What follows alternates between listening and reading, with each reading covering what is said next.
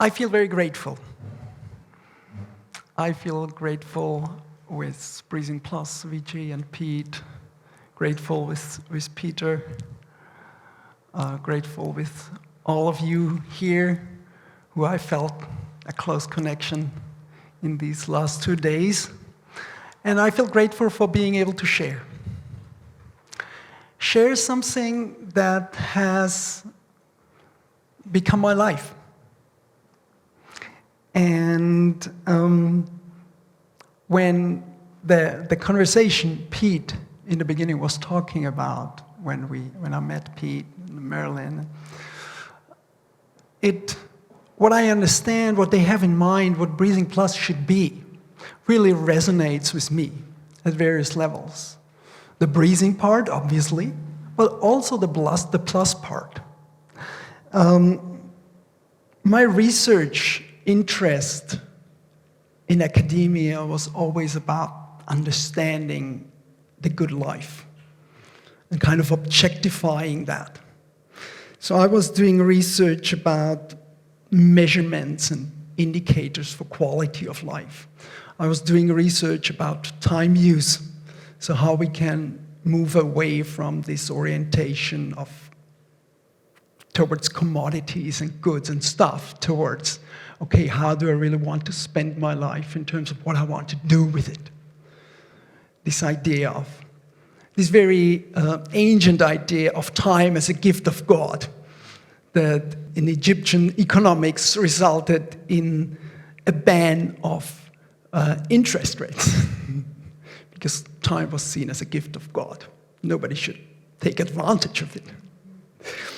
And the final work was more in this field of human need theory. Peter mentioned this publication in the Cambridge Journal of Economics, where I was really trying to bring human need theory and an understanding of humans and human behavior and need fulfillment to economic theory. And what I understand from this conversation we had was like, this is the plus part to some extent, or to a large extent. So I was really resonating with the mission of Breathing Plus. And I was feeling, okay, that's something I really can connect with and I really want to be part of and to contribute to. So thank you very much for that. Because when I started my journey, and actually my breathing journey and my academic journey, they started at a similar time, like almost 20 years ago, in 2005, when I became a faculty member, and I started being interested in breathing for very practical reasons, to be a better speaker and to be a better trumpet player, because at that time I was kind of a semi-professional trumpet player. And I felt, okay, there are some very strong limitations, both from the psychological side and also from the technical side of playing the trumpet that is connected with my diaphragm. And for a very long time, these two things, the academic side and the breathing side, the outward journey in academia and the inward journey with the breathing, they were separate for more than 12 years, until I met Peter. And from him I learned that those two things go together. So, and that was really, wow. That was really wow. A way to bring those two journeys together. And that's what I want to talk about. I want to give you in this presentation kind of a framework. How you can reflect on what you have experienced in your own work with breathing or as a professional. Is there something that is missing? Is there something you have a strong focus on, where you're good at? So I want to develop a framework for that, based on some science and philosophy of science considerations I'm going to walk you through. Peter's presentation, and Peter is so insanely good at pointing out the importance of breathing in all kinds of relations. for health, for performance, for everything. And as long as I've known Vijay, he's also, everybody should know that because it's relevant to everybody. So why it's not inbuilt in our educational system? Why it's not inbuilt in our university system? Why is that? Why you don't learn about breathing habits at the university, at medical school, at the psychology department? And I'm going to give you an answer to that question. And I don't make you wait for that answer to the end of the presentation. I give it right away. And the answer in my perception is the complexity of breathing. And you might feel that when you listen to Peter. You might feel, do I really get everything this guy's saying? Because he's so rich. And complexity in and of itself is nothing bad. It's not good or bad. It's something that really drives me. I'm really curious in complexity. It sparks my interest. And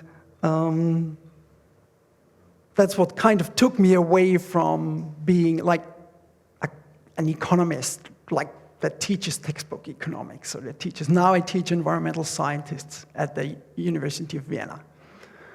And I've published in a journal, in a philosophy journal. I've published in a very technical journal. I've published in a conceptual journal. I was really doing all the things you must not do for, when you want to earn your brownie points and when you for career purposes. I was doing everything wrong in terms of my career because I was following my curiosity, and my curiosity was always into complexity.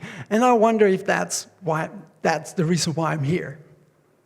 So the complexity in relation to breathing takes us to two problems.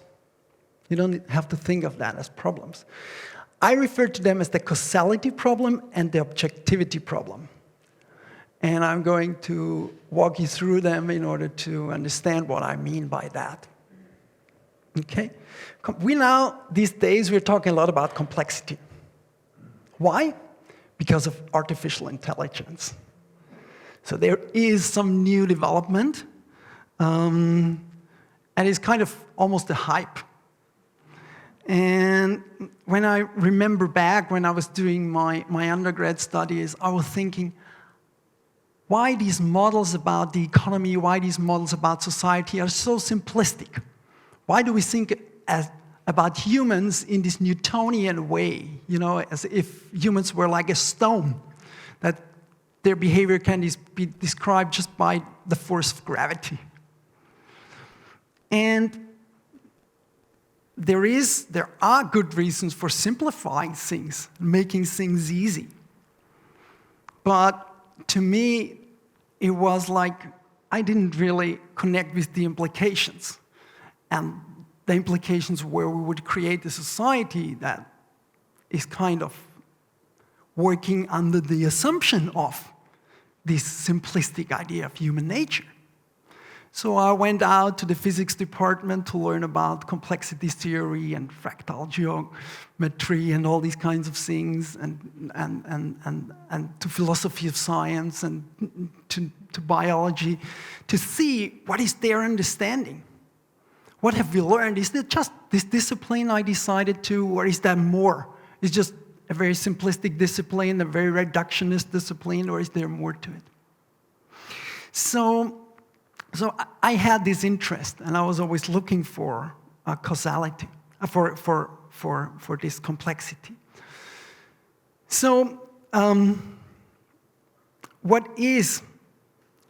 Now I'm going to talk about these two issues around complexity. The first one is the causality problem. In science, we always want to... Understanding means being able to have a cause and effect relationship. Okay, knowing What is the cause and what is the effect?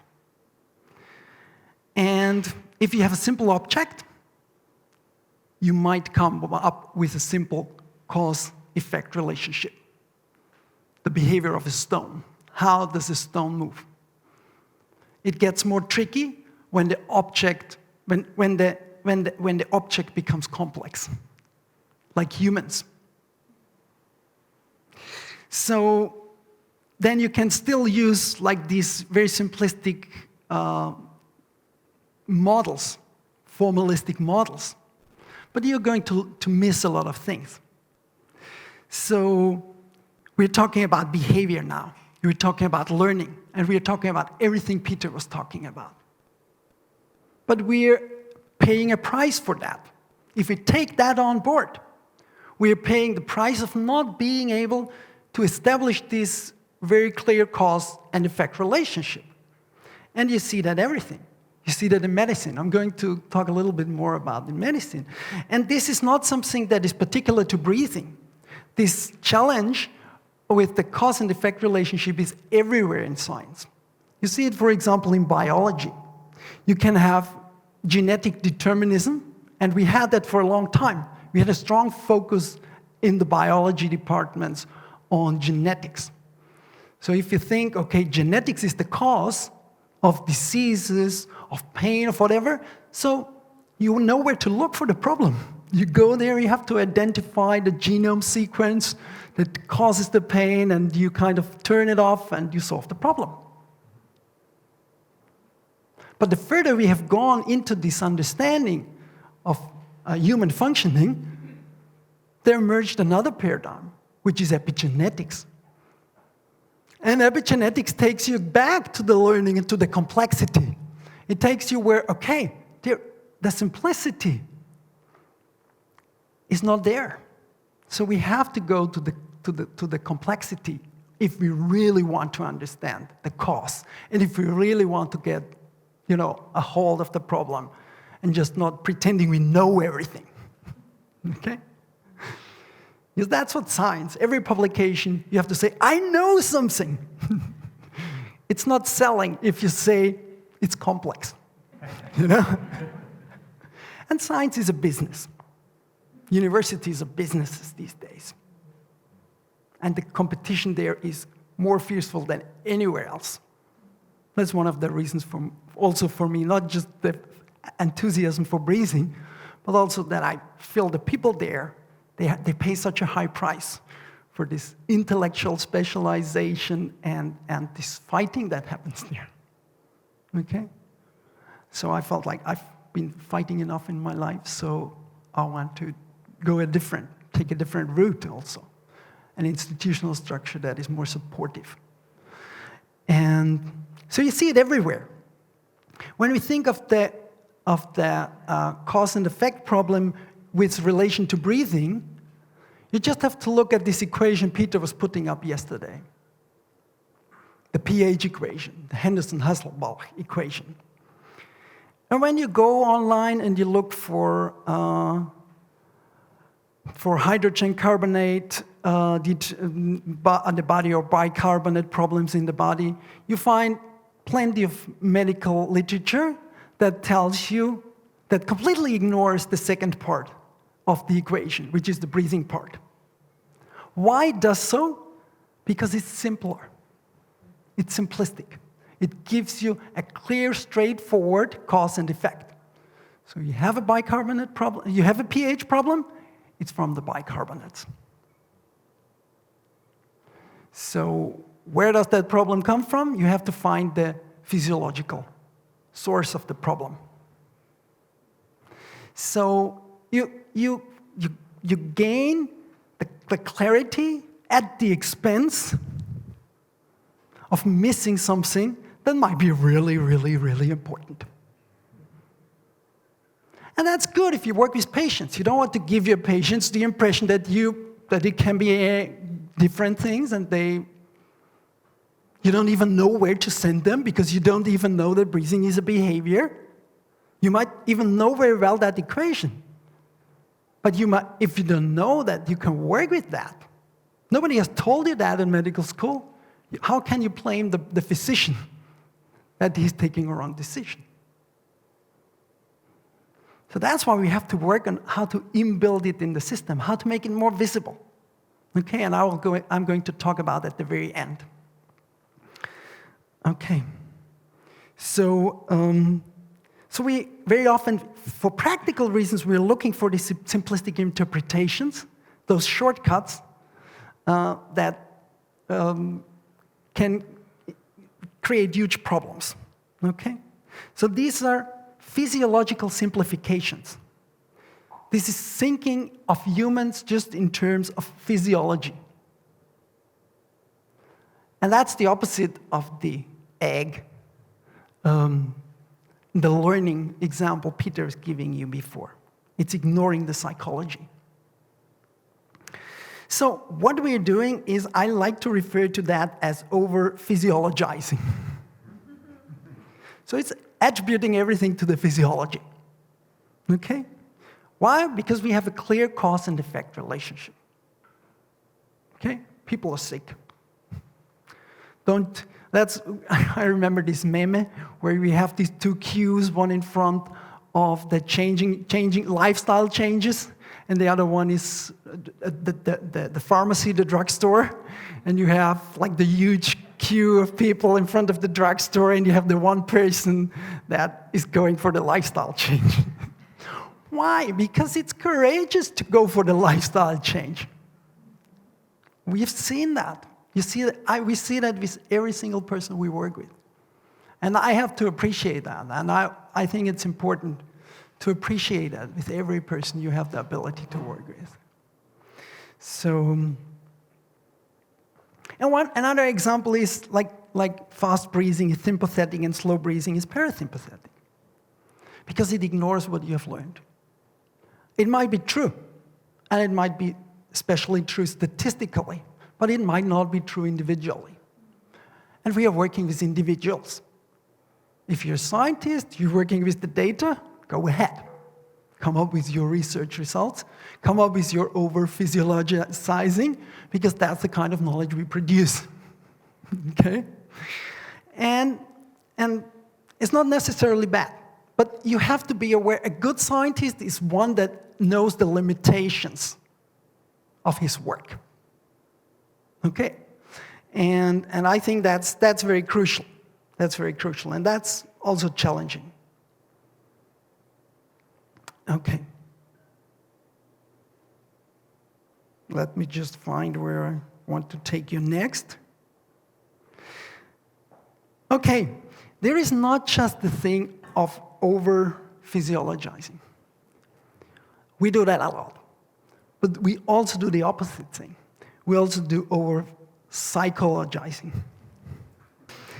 One of the effects of the over-physiologizing, we were talking about studies, medical studies, for example, is what we refer to as the placebo effect or the nocebo effect. Okay?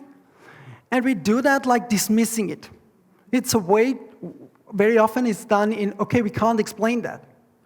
But what happened in reality is we're not looking closer into it. Okay? We don't want to take the time to look closer into that. Okay? And it's the result of, it's an expression of the causality problem and over-physiologizing. Okay? So what we are looking for is understanding.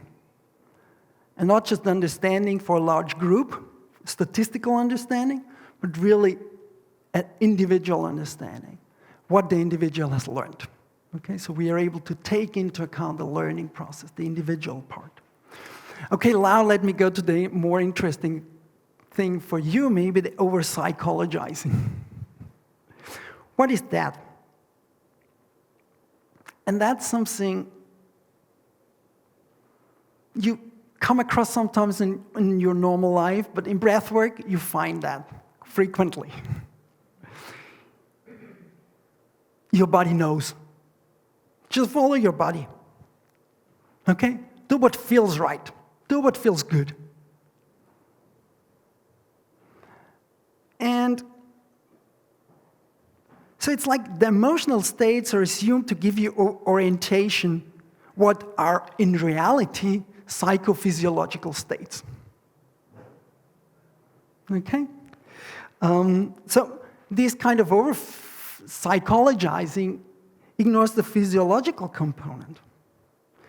So what is my answer to the causality problem, or my solution to the causality problem? It's psychophysiology. And that shouldn't come as a surprise to you. Peter mentioned it several times. Maybe you got a slight feeling for why that term, which might be completely new to you, is relevant. Okay? In order to not overlook the physiology, and in order not risk overlooking the psychology. Okay? You can also think of it as body-mind integration. It's, that's what it is. Can you go to the next slide, Vici, please? And I really have one slide for this presentation. And I know, I've been classified as an academic, and you might have this idea of academics, going through lots of slides. I only have one. That's I'm going to refer to at various points. Simplicity is here associated with, clear boundaries of disciplines. Okay, that's how we operate. We dumb it down, okay, to very specific questions that we deal with in very specific, clearly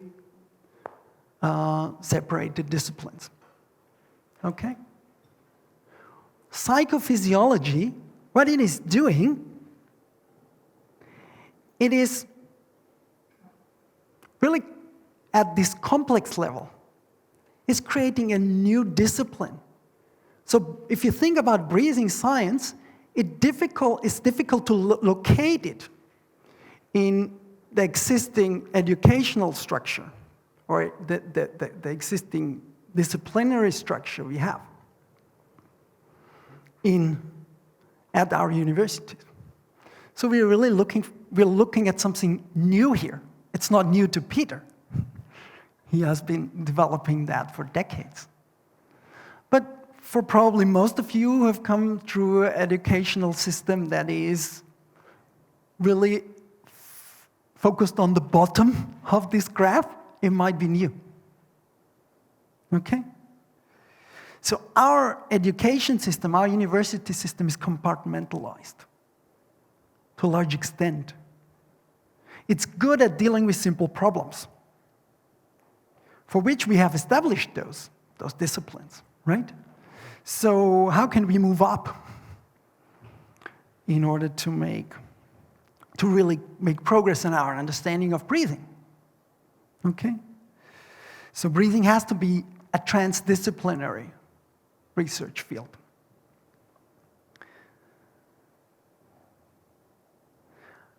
Okay. Are there any questions before we move on? Yeah, I'm going to take the two and...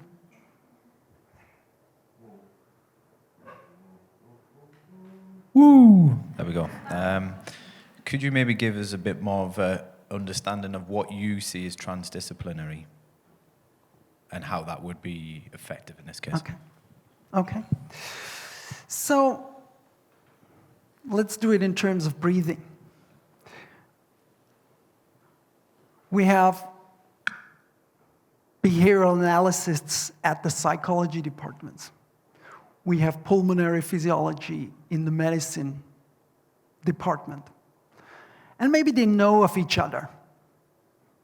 That's the multidisciplinary layer. They know of each other. They know it exists. Does that help them to not misinterpret the equation, the pH equation? No, doesn't help them. Does it help them to work interdisciplinary? I would say maybe they can create some understanding, but the physician will not be able to do the work that is implied when you think of this equation as something that is not just physiological relation, but also a psychological relation. You need to go up to this transdisciplinary level. You need to have a training. You need to have people that really understand both. And the complexity not just comes from working together, the complexity comes from those, if there are things that might affect each other. So if you're chronic hyperventilating, your hydrogen carbonate concentration will be down. You will dump that. And that will be an issue maybe even for the physician. Then it's not necessarily anymore an issue for doing breathing behavior analysis. Okay? So you really, it is creating a new field. And Peter has created a whole university around that.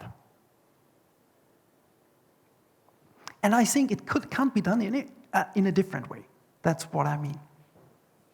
So it's a paradigm change within there. That's what I understood. Yeah, okay. That's what I said in Peter's first lecture when I attended the CBBA program. I said, it's a paradigm shift. Right. So you have some background in philosophy of science when you use this term, and I'm happy you bring it up because that's exactly what I was thinking.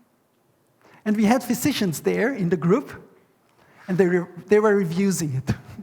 They were saying, no, we learned about some of that. That's okay. I mean, we all know we are invested in what we are doing, and that's human. Okay. Okay, that's good. I want to do some exercise with you. I want you to experience complexity, and not even in connection with breathing. It can be related to breathing, but it doesn't have to be. So what I want you to do is a simple trust exercise. And probably most of you have done it several times. So I want you to form groups of 3 people. And it's really about observing cause and effect relations. So what you do is you allow, one person is the person that is in the middle, and you allow yourself, your body. Another person is standing behind you, and you allow yourself to fall back. The other person is going to catch you behind you. You don't have to stand far behind, but you stand like at least 20, 30 centimeters, maybe, behind. Okay? And the task of the third person is to be an observer. So the task of the first person is also the person who falls back, who allows to fall back, is also an observer. You observe what's happening inside of you. You observe if there is any resistance. And if that resistance is kind of physiological, if that is tension, if that is emotional, if that is sensorial, go to all those different levels. Peter was walking through when we were doing the guided over breathing yesterday. So go through your body, be in contact with your body, and observe what is the cause that might hold you back from falling. Okay? And the task of the observer is like to be an observer. And being an observer is not always as easy as you might think. You might relate to the person, and you might feel the person like, he's in fear, he's tensing up or whatever. You might have ideas about what you see. Okay, try to be an observer, try to be neutral. Try to just see what's happening. And observe to what extent you are able to do that also. Okay? And rotate the roles so that in each group, everyone has the possibility fall back, to allow themselves to fall back and have the experience of what's happening there. And each of you is one time the observer to have the experience of what's happening there. Okay? So that shouldn't take too long. Just make sure the distance is not too far away, so don't allow the person you're supposed to catch to land on the floor. Don't get all bubbly and go down like this. You need some tension to fall, okay? So find 2 other people in the room and find a spot in the room where you feel safe and where you can do that exercise. You might also do it outside on the balcony or inside. I give you 5 minutes to do that, and we come back here.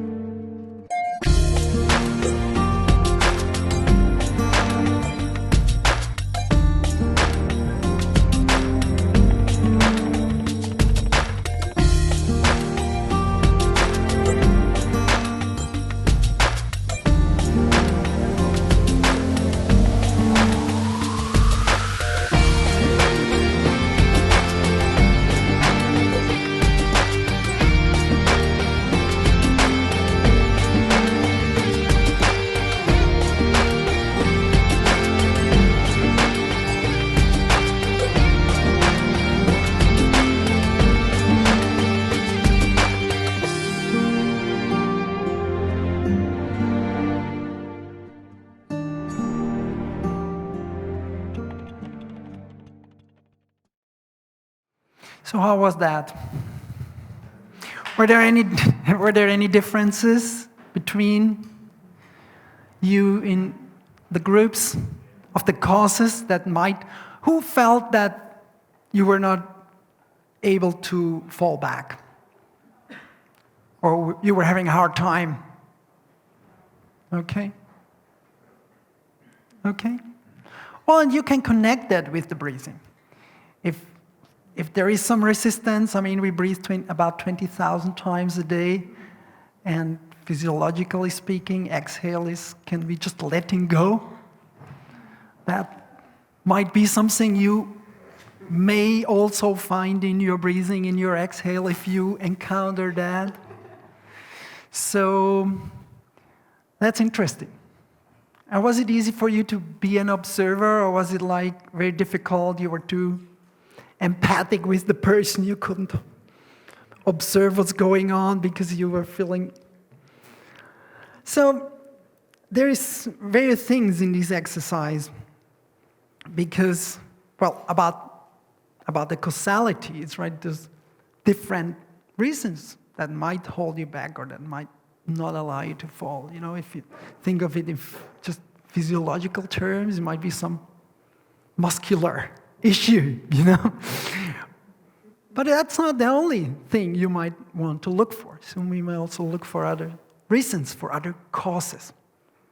That's why we're in this complex transdisciplinary, even this very, very, very simple exercise, we are there at this very top of this illustration. And I wanted to give some credit to this illustration. It's from nature.com and was modified by Emily Nastasi.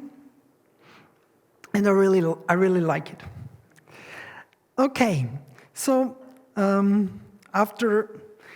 in this exercise, there was also present this second part of complexity, or this other problem, which I refer to as the objectivity problem. And for me, it's particularly relevant to breathing and to be aware of. Because it tells us also where we have maybe a learning potential. Because there is value in both. There is value in some kind of objective, information, where you become the observer, you really try to disconnect, try to be objective, try to be an outside observer, like what we are doing with the capnography. We're trying to have some information that's not loaded with our concepts, our ideas, some things we bring that is really reflective of some physiological processes. And that is valuable. Okay? And maybe that's missing in your work when you're kind of only relying on subjective information or the experiential part in what you're doing. So both can be crucial and both can be valuable. And reducing it to one is a simplification that is often done. A lot of people think of knowledge as something that has to be objective. So they're confusing knowledge or the truth with objectivity. Is Pete here in the room? No, I liked his shirt yesterday. Did you see his shirt? Authenticity rocks. Where do you find authenticity? You don't find it in the objective outside world. You can only find it inside. Okay? So if that is part of your truth, and if science is about truth, so how science can be formulated in merely objective terms? It cannot be. And historically, this idea of science being entirely objective does not hold. In the history of science, we had episodes where there was a lot of awareness for the subjective component. We had in philosophy of science a lot of debates about that interconnection. And the breathing is a perfect kind of example for that. How we can find the missing link. Okay? Where do we find the truth? And maybe now you're listening to me and you're in the outside and you're trying to make sense of what I'm saying. Just go inside and feel how it feels now. Okay, and observe how the subjectivity and what that does can be present with you in this moment. Because we want to have both things present. We want to be outside, but we also want to be inside. And the more you can have both things present, the more you can be maybe true to yourself. I'm just speculating. Okay? The more you can be authentic, the more you can rock. But that's not something that comes naturally to us. When we focus on the outside so much, when we're living in a culture that is so outward oriented.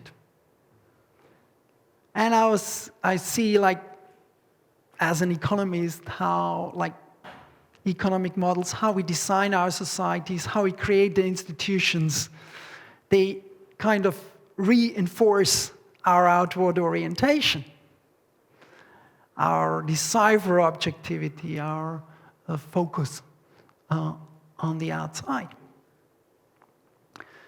And what we end up with is commodification. In our relation to nature, in our relation to ourselves, in our relation to other humans. And that's what was driving my work as an economist. I was working on commodification, really, all of the time. Because I was feeling there is something missing there. And the human needs, trying to find ways to bring human needs to the discussion and to debate. It was just an expression of that. It was my search for, okay, bringing the inside, the inner perspective, the introspection, to the picture, okay? To the picture of what are the values. Okay? So some people might argue, okay, breathing is not a science. Breathing is an art. Okay? But I would argue that it's this wrong perception of science that underlies this statement. Breathing is as much as an art as it is a science. And that's the reason is because we are in this complexity area. We're in this transdisciplinary area. And I remember I was taking courses with a very famous Austrian biologist whose father was an artist, and he was talking about exactly the connection between arts and science. And that's a very interesting field in and of itself. Nobody talks about that. Anyways. Okay, great. So if we're in this so objectivity-oriented mindset or attention span or whatever you call it, you might lose this sense of meaning and sense of belonging that is so crucial for the psychological part, and that is so present in the breathing. So what is the subject? What is the role of the subject for finding the truth? And the work with Spencer was kind of an ideal illustration for that. Where do we find the truth? Okay, Spencer had to go to the introspection in order to make sense of the physiological reading. We were seeing all life here. So it's this blending of colors. What's the characteristic of the transdisciplinary in answer to your question. The loop, the feedback loop, the information, how the objective information might affect your thinking, and how the thinking, changes also your physiology. We know that from cognitive behavioral therapy, how powerful cognition is for our physiology. So all these things, they're asking for this complex transdisciplinary approach, and breathing is kind of the ideal playfield for that, to illustrate that and to create awareness around that. So it's not, I'm working in the area of subjectivity, and you're maybe doing your CAPNO stuff, and you're working in the area of objectivity. It's not like that. Okay? You're missing something. You're missing a huge potential. We were talking about that yesterday during dinner. And we have to cultivate both of those capacities in each of us. We have to nourish that. We have to nourish the introspection. We have to nourish that capacity to just observe, to become aware of our concepts and how we get involved with our own concepts. That's what we're doing when we, for example, do the breathing behavior work. And when you were doing this exercise, I was trying to encourage you to become an observer, to train that quality of stepping out, because that's not easy. A lot of people have difficulties being just an observer. Okay? So that's also culturally an important capacity to work with and to train and to grow. And breathing can help us with that and guide us the way if we are doing it, I think, in this complex way. So find yourself. That's the invitation. Okay? Okay. And you can also think of terms like embodiment as a word that invites you or describes a way to finding yourself and finding your truth. It's not just being able to think about yourself, the images you have about yourself, being true to yourself, to be authentic. So the answer to the objectivity problem, the way I understand it, is transactional psychophysiology. In breathing behavior analysis, at least. That's what we were doing yesterday. Okay? It's not just psychophysiology, it's transactional psychophysiology. It's taking the objective part and the subjective part and allowing the dance between them. Okay? To bring about the truth that is embedded in the learning, and that can be very specific to a particular person, or that is always specific to a particular person. Okay? So when you think of it in terms of this diagram here, that adds a completely new layer to it. Okay? The bridge between art and science. And the question is, how do we handle all this complexity and share it with the world? How do we bring it to the educational institutions? How do we bring it to our societies? And I think we can all do something. By sitting here and creating the awareness for the existence of the complexity, and by not being, feeling thrown, pulled over, or you don't feel like, okay, it's overwhelming and you want to stay in your simplistic world, by knowing it's there and by sharing about it. That's an important contribution. VJ with the Breathing Festival, by preparing the scene for talking about that. That's an important contribution. You don't know what I'm talking about, but you're making an important contribution. And at the school and with Peter and with Sandra and with some other people, we have been thinking about that a lot, and we have established a journal. We have established a non-profit organization in 2019, the Breathing Science Inc., and we are going to start publishing a journal, the Breathing Science Journal. And the idea is really to find, the knowledge that is out there. People are publishing in their fields. And it's theoretical.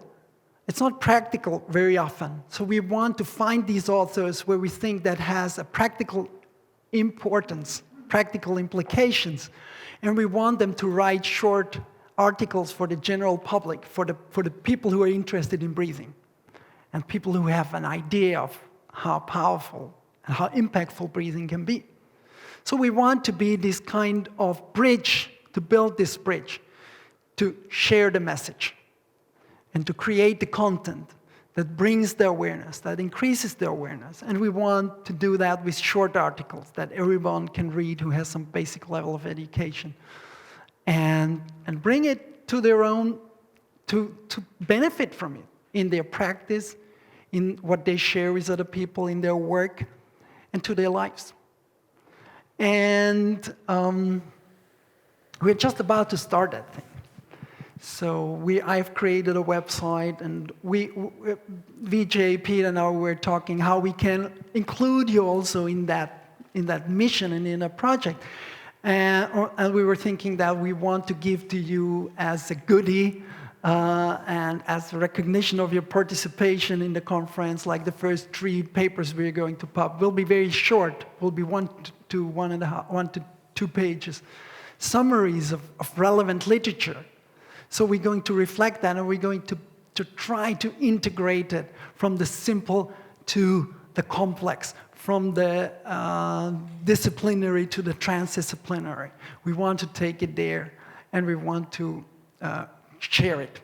So we are going to have different levels of participation in the journal, like you can be a subscriber, you can be a member, where you can also discuss with authors, and where you can be more involved. You can be an affiliate, you can be a sponsor.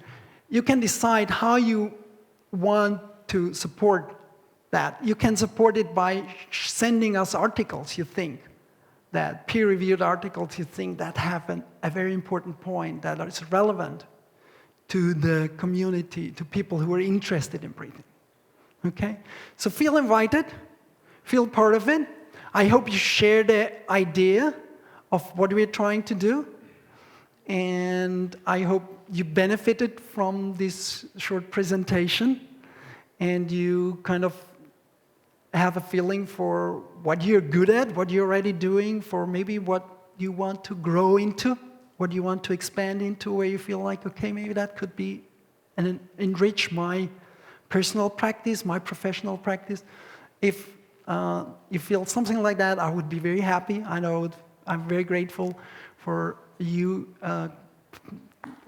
for your attention and for your interest. Thank you very much.